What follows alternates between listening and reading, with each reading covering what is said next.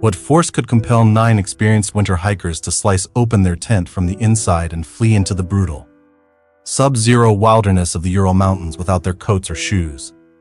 In the winter of 1959, a group of bright, athletic students from the Ural Polytechnical Institute embarked on a challenging expedition to Ural Mountain, a trek meant to be the pinnacle of their adventurous youth.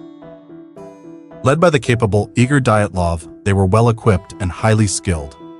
Yet they never returned. Weeks later, investigators discovered their abandoned camp on the slopes of a mountain ominously named Kholat Syakhl, or Dead Mountain. The scene they found was not one of a simple accident. It was the beginning of a chilling enigma that has baffled investigators and researchers for over 6 decades. The hikers were found scattered across the slope, some with bizarre, massive internal injuries, but no external signs of trauma. What happened on that frozen mountain pass? The official conclusion cited a compelling natural force, a phrase that only deepened the mystery, leaving behind a legacy of unanswered questions and fueling decades of haunting speculation. In January 1959, 10 audacious students from the Ural Polytechnical Institute, led by the capable, eager Dyatlov, began a formidable ski expedition. 9 would proceed into the unforgiving Ural mountain range. They were the epitome of Soviet youth, athletic, brilliant, and bonded by a shared passion for adventure. Their journals, filled with inside jokes and songs, paint a picture not of impending doom, but of vibrant life. Zinaida Kolmogorova, the soul of the group, wrote of their camaraderie with palpable warmth. They were experienced, having achieved Grade 3 certification for winter treks, and were now aiming for Grade 3, the highest honor. Their journey started with the cheerful clatter of a train, carrying them toward the snow-draped wilderness, their hearts full of the promise of conquering the peak, and the thrill of the unknown that awaited them. The initial optimism of the trek soon gave way to a grueling battle against nature. As the group ascended the slopes of Kholat Syakhl, a name that ominously translates to Mountain of the Departed, the weather turned against them. Fierce winds and plummeting temperatures transformed the landscape into a white desert. On February 1st, a blizzard likely forced them off their intended path, leading them to make a fateful decision. Instead of retreating to the relative safety of the forest line below, they pitched their tent on the exposed, windswept slope. It was a puzzling choice for such seasoned hikers, a deviation from standard safety protocols. That evening, as the sun dipped below the horizon, they prepared their final meal, unaware that the canvas walls of their shelter would soon become their tomb's fragile boundary line. Sometime after midnight, an unknown event triggered sheer panic inside the tent.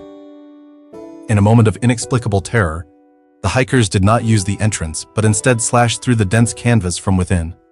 They fled, half-dressed and without shoes, into the sub-zero darkness and hurricane-force winds. What could have provoked such a desperate, seemingly irrational act? There were no signs of another party, no struggle.